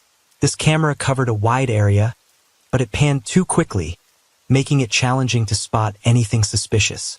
Whenever something caught the investigators' attention, the camera swiftly turned the other way. In the brief moments the camera captured Jeffrey and Kira's house, Jeffrey claimed that they had dinner, went bowling, watched a movie, and then went to bed. However, when the investigators watched the video, they noticed that around 2 a.m., Kira's car backed into the yard. Due to the poor quality of the footage and the camera's constant movement, it was hard to see exactly what was happening. Shortly after, the car drove away from their house. Jeffrey explained that Kira had asked him to fill up her car with gas for her morning commute, which is why he went to the gas station. Surprisingly, his story checked out. He was indeed seen at the gas station around 3:30 in the morning. However, the detectives later discovered that, after leaving the gas station, he didn't return home but instead headed towards the highway. This turn of events raised more questions about the case. The neighbor's camera didn't capture them returning home. This might have been just a coincidence because the camera was constantly moving, so it's possible that they came back later when the camera was pointing in another direction. Upon closer examination of the footage, investigators noticed that Kira's Chevrolet left at 9:21 a.m. Unfortunately, there was no way to see who was driving the car. Things took a concerning turn when a missing person report was filed with the police on February 23rd. Then, on Monday, February 25th, the police received a call about a suspicious vehicle near the shopping center where Kira worked. This vehicle had been parked in a multi-story parking lot for several days, catching the attention of security guards who asked for it to be towed. The tow truck driver, before towing the car, examined it and found some red smudges on the Kira's white Chevy. While there wasn't a significant amount of blood, there were a few small stains which raised serious concerns. Inside Kira's purse, which was found in the abandoned car, were divorce court forms that seemed to have been downloaded from the internet. Additionally, investigators noticed something unusual behind the car in the snow, a rolled-up trunk mat with dark stains on the reverse side. The discovery of these items only deepened the mystery surrounding Kira's disappearance. DNA testing revealed that it was Kira Steger's blood. Sadly, investigators began to suspect that Kira was no longer alive. This was devastating for her family and friends as it dashed their hopes of ever seeing Kira again. It left them with a multitude of questions. How did she meet her fate? Did she endure suffering, and who could have had such a strong motive to take her life? The fact that Kira's body was missing only added to their anguish, making it much harder to come to terms with the tragedy. The detectives shifted their focus to identifying the individual who had left the car in the parking lot. The car left her house at 9:21 a.m. About 20 minutes later, a security camera at the mall captured it. Although there were no cameras in the parking lot where the car was found, there was one aimed at the path leading to the car. Upon reviewing the footage from that camera, detectives noticed a man wearing a hood that covered his head. Given the cold weather, this didn't seem unusual. However, detectives were keen to track his movements. The hooded man crossed the street and walked to a taxi stand, where he had a brief conversation with one of the drivers. He then entered the taxi and drove away. Police were able to determine which taxi company the cabs in the mall's parking lot belonged to. Using the time of the hooded man's interaction with the driver, they easily identified the cab's license plate number. All the cabs had GPS tracking devices, which showed that the hooded man ended his trip just a block away from Kira and Jeffrey's house. He paid in cash and left the neighborhood. The cab's route was captured on the same camera that had partially recorded Kira and Jeffrey's home. In just 2 minutes, a person wearing a hood entered the scene. The video quality wasn't great, so it was hard to see their face, but what stood out was the white symbol on their hoodie. As investigators continued watching, this hooded figure went into the house where Kira and Jeffrey lived. Kira had gone missing, which strongly suggested that this person was Jeffrey. With a search warrant in hand, law enforcement officers went to the house. At first glance, it appeared to be an ordinary, unremarkable home. However, upon closer inspection, forensic experts started discovering dark red stains in the bedroom that belonged to the couple. There were a few stains on the wall next to the bed, and around 100 of them on the mattress. It was clear that the bedroom had been recently cleaned and rearranged.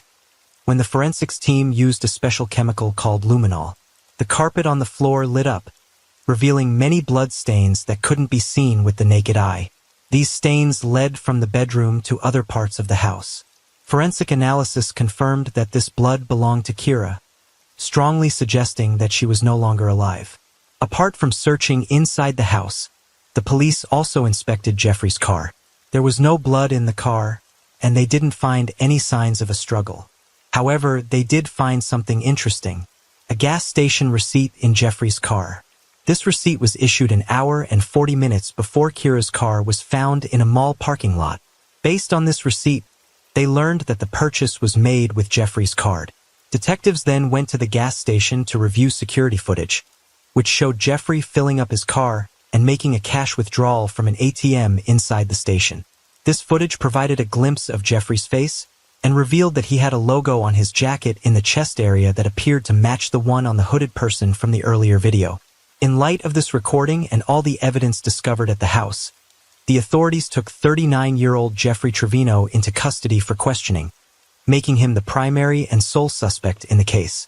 Upon arriving at the police station, Jeffrey promptly contacted his lawyer, who advised him to exercise his right to remain silent.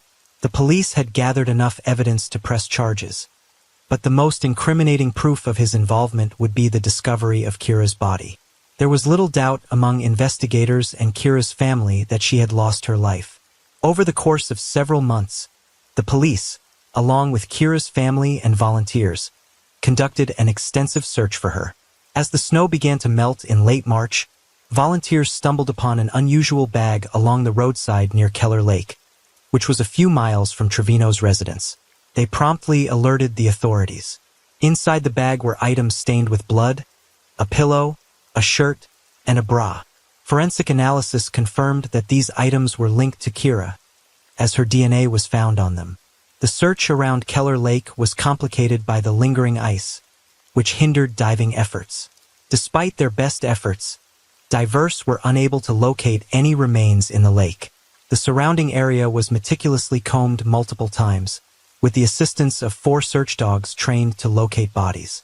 About 2.5 months after Kira's disappearance, in May 2013, the St. Paul Police Department received a troubling call.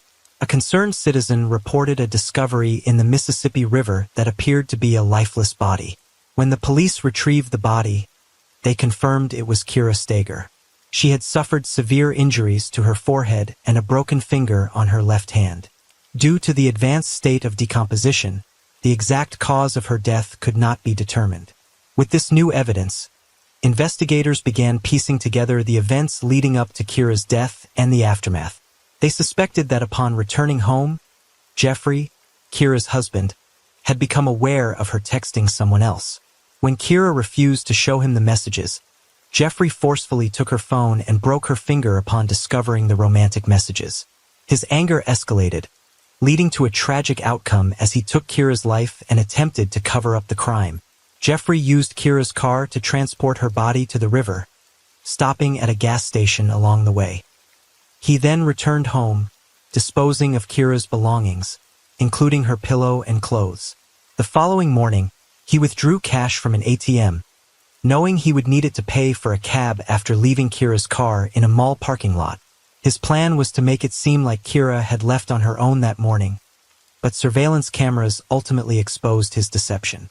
In October 2013, a jury found 39-year-old Jeffrey Trevino guilty of a crime. They agreed with his defense that his actions were not premeditated, and that the incident resulted from a heated and sudden argument following the discovery of his wife's unfaithfulness.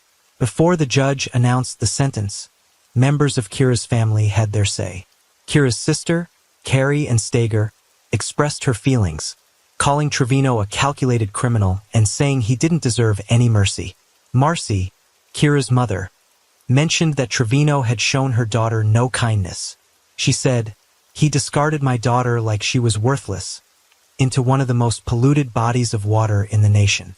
Jay, Kira's father, also spoke, saying that no matter what punishment Trevino received, it could never compensate for the pain he had caused their family.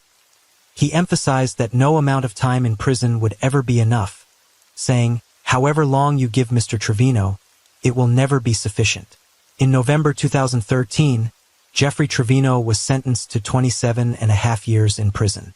He would become eligible for parole in 2031.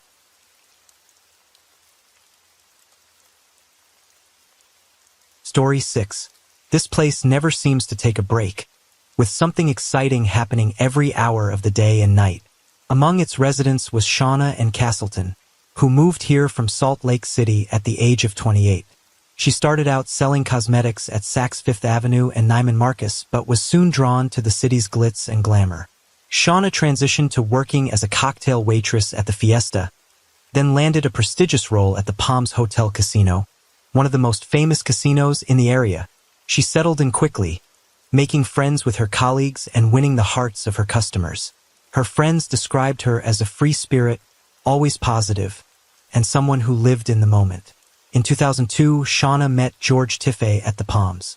George was a regular there, and he was immediately drawn to Shauna's work ethic and enthusiasm. He had a strong background, having been a star athlete and homecoming king at school. After training at the United States Military Academy, he became a firefighter. The attraction between them was instant, and they quickly became inseparable. A year later, their world expanded when they welcomed a baby girl named Madison. George was fiercely protective of his new family, and Shauna adored her little girl. 2 years later, they celebrated their love with a beautiful beach wedding in Hawaii. However, their blissful life took a hit when George faced a severe financial setback during the housing market crash. Shauna became the family's primary breadwinner, which created financial stress and began to strain their relationship. Shauna confided in friends that George had become jealous and resentful. His behavior turned more controlling, causing further tension. He even made hurtful comments about her appearance in front of their little girl.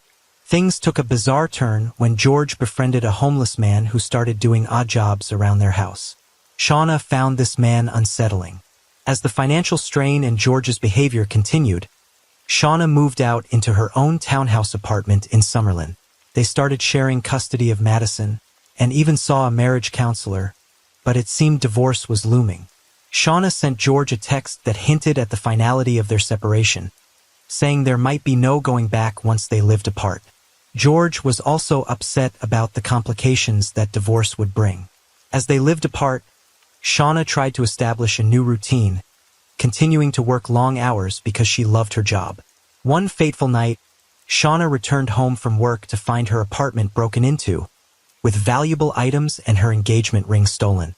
One particularly odd detail was the disappearance of her bikini bottoms and the presence of unfamiliar boxer briefs. This incident left Shauna feeling frightened and on edge, but she tried her best to move on. One night, Shauna left work as usual, around 3 a.m., and drove home. She arrived around 3:30 a.m., parked outside, and entered through her garage door. George, who had just finished a long shift at the fire department, had picked up 8-year-old Madison from her grandmother's house. They both went to Shauna's place to collect some of Madison's belongings. What they discovered inside was a scene of complete chaos. Shauna Tiffay lay lifeless on the floor. It was evident from the bloodstains and Shauna's body's position that she had been attacked as she ascended the stairs. Her injuries indicated that a hammer was likely used as the murder weapon, and her last moments were filled with suffering. Her skull was crushed, and her fingers were broken as she tried to defend herself. There was a deep hole in the side of her head, which at first made paramedics believe she had been shot. A neighbor reported hearing a thudding sound from her apartment between 3:30 and 4 a.m. However, this wasn't unusual as she typically returned home around that time. Later, another neighbor found some of Shauna's belongings, like her phone, health card, and makeup, along the side of a nearby road. The police started by interviewing her estranged husband, George, who had been at the fire station for a 24-hour shift the day before. His alibi checked out, which left the police puzzled about where to begin their investigation. They weren't sure if the burglary that happened 3 weeks earlier was related, or just a terrifying coincidence. Since Shauna's belongings were discovered outside her home, it was possible that the same person returned, not realizing Shauna would be awake, and a tragic confrontation ensued. The police also didn't know if Shauna was randomly targeted, or if there was a specific reason behind the crime. These uncertainties left both Shauna's casino colleagues and her family worried. They all had similar work schedules, raising concerns that one of them might be the next target. Despite George's alibi, Paula, Shauna's sister, and her husband had their suspicions. They decided to call George to inquire about the situation. During this call, Paula expressed her concerns to George, believing he might be involved based on conversations with her sister. Paula and her husband subsequently booked a flight to Las Vegas, as their minds raced with questions and fears. Paula couldn't shake the haunting image of her sister's final moments, the excruciating pain she endured, the terror, and the realization that she was going to die. Within 24 hours of finding Shauna's body, the police received a crucial tip that would open up a new direction in the case. A man named Big Will claimed that a homeless friend he knew as Greyhound had admitted to killing a woman with a hammer. Greyhound seemed unperturbed, even cheerful, as if he had just accomplished a mission. Big Will told Greyhound that if he ever saw news of a woman killed in the manner Greyhound had described, he'd have to report him. As the news of Shauna's murder spread, Big Will believed Greyhound was telling the truth and immediately informed the police. Greyhound, actually named Noel Stevens, was living in a tent on the outskirts of the city and was known to the police for various low-level criminal activities, including theft and drug-related charges. Although he admitted to drug dealing, he vehemently denied any involvement in Shauna's death. The police found this surprising, as Noel had no apparent motive for traveling so far to commit such a serious crime without any significant gains. To get to the bottom of this, the police began searching the area near Noel's tent while he was in custody. The officers were concerned because the vastness of this place meant that search for any potential evidence could take weeks. However, surprisingly, the evidence was not far from where it all began. Just a short walk from a tent, they discovered a pair of trousers belonging to Noel, stained with blood. Nearby, there was a price tag from a hammer and a pair of bloody underwear.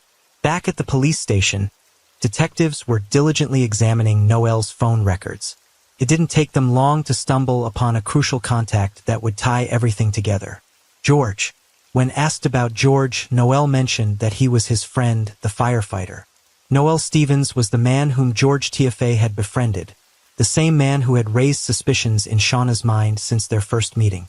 The police used the barcode from the hammer to track down the store's CCTV footage, revealing a shocking revelation.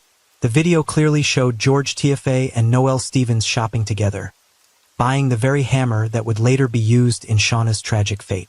This discovery strongly pointed to George's involvement in the events that transpired.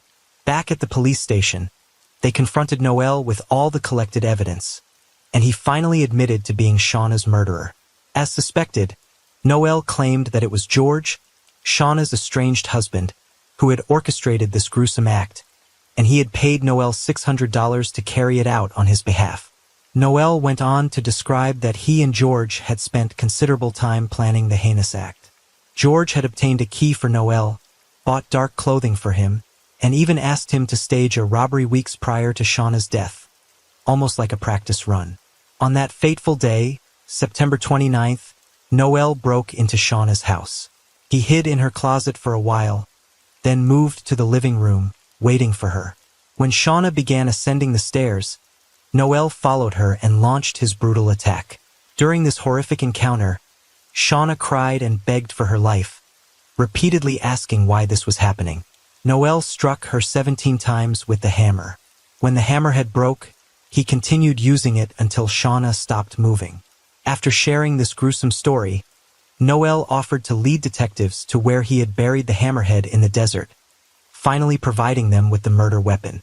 At this point, 9 days had passed since Shauna's lifeless body was discovered that early morning in September. On October 8th, detectives notified George's mother and sister that he was under investigation in connection with Shauna's death.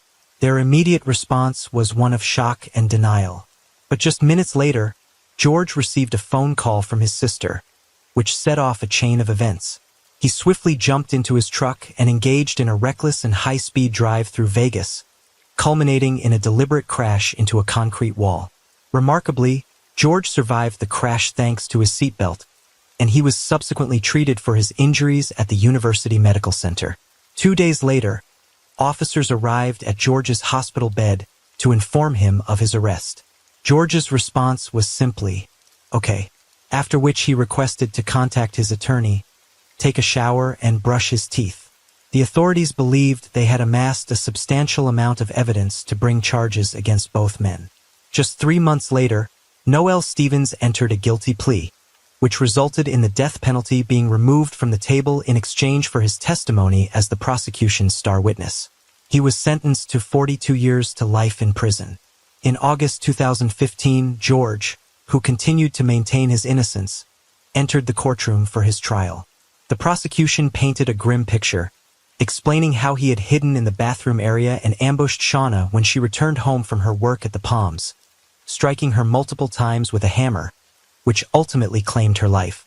Throughout the trial, Shauna's family stood by, wearing her favorite color, pink, and presenting a poker chip, her lucky charm, to prosecutor Mark DiGiacomo. George chose not to testify, but an array of witnesses, including his sisters and close friends, attested to the kind, compassionate, and hardworking man they believed they knew, a man who would have no part in such a heinous crime. The prosecution's case was robust. Alongside the CCTV footage and Noel's confessions, they had a multitude of phone records showing the numerous times George had called Noel, 87 times in September 2012, and 5 times the night before the murder, a remarkable frequency for someone who supposedly only occasionally hired Noel for odd jobs around the house. However, the defense argued that the CCTV evidence was inconclusive, as they were simply buying tools for household chores. The star witness, Noel, took the stand, reiterating the same detailed account of the events he had shared with the police several years earlier. George and Shauna had their fair share of arguments, mostly about money. It's no secret that their marriage was on the rocks, and that led to some discussions about separating. George talked to someone about killing Shauna, but initially this person didn't take him seriously. They thought he was just talking big, letting off some steam, but something changed in that conversation, something that made them reconsider. George supposedly offered this person money to carry out the act. At first, it was $1,000, but it later went up to $5,000. The plan was for George to pay after an insurance payout, and he also intended to make money from pawning Shauna's engagement ring. Now, this person has a significant role in the events. They used a hammer from a store called Lowe's as the weapon to attack Shauna. George had suggested using a wooden hammer, fearing that a metal one might break during the attack. They bought the hammer earlier and kept it until the day of the crime. The attack was brutal. This person, wearing a mask, confronted Shauna with the hammer. She asked why this was happening, but they didn't respond. Instead, they struck her with the hammer, causing her to fall.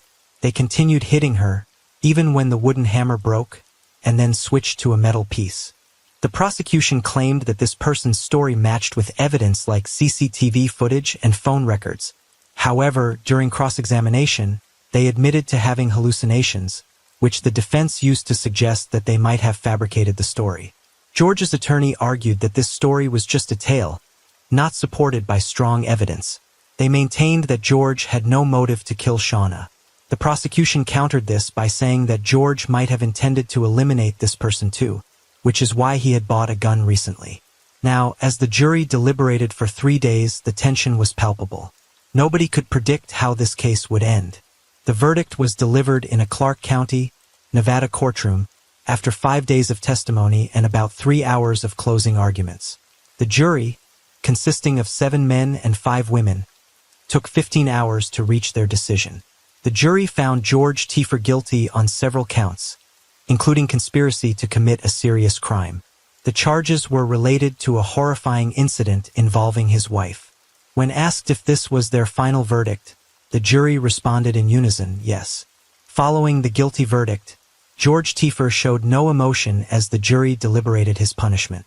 The jury had 3 options for sentencing: life without the possibility of parole, 20 years to life, or 20 to 50 years. After only 4 hours of deliberation, they decided to impose a life sentence without the possibility of parole. In addition, George Tiefer received an additional 81 years for his convictions on charges of conspiracy, burglary, and robbery. The judge stated that this sentencing was based on the pure evil of the crime. Shauna's sister, Paula, expressed her satisfaction with the verdict, describing George as a controlling manipulator. She felt that the best outcome was for him to spend his life in prison, unable to control anything. She thanked the Clark County District Attorney's Office and everyone involved in the case. The family had been fighting for justice for Shauna for nearly 3 years, and they were relieved that justice had finally been served. George Tiefer, however, decided to appeal the verdict. In his 107-page appeal, he included handwritten notes claiming that prescription medications altered his mind, making him believe he needed to commit a crime to protect his child. An online fundraiser was initiated to support his appeal, but ultimately his conviction was upheld. Shauna's family founded Justice for Shauna, a group aimed at raising awareness about domestic violence and abusive relationships. They also moved Shauna's grave from Las Vegas back to her home state of Utah, where she could rest beside her father. Shauna's daughter, Maddie, now lives with her grandmother and spends time with her Aunt Paula.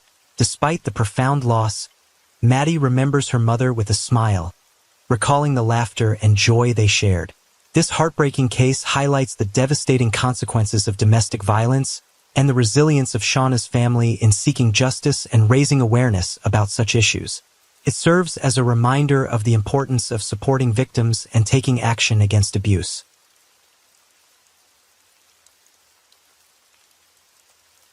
And the night deepens. Thank you for being here with me at Radio Night Crime. True crime stories remind us of life's mysteries and the need to stay aware, even in the stillness of the night. If you enjoyed tonight's story, don't forget to like, share, and subscribe. Let the sound of the rain lull you to sleep, and until next time, stay safe, stay curious, and let the night keep you company.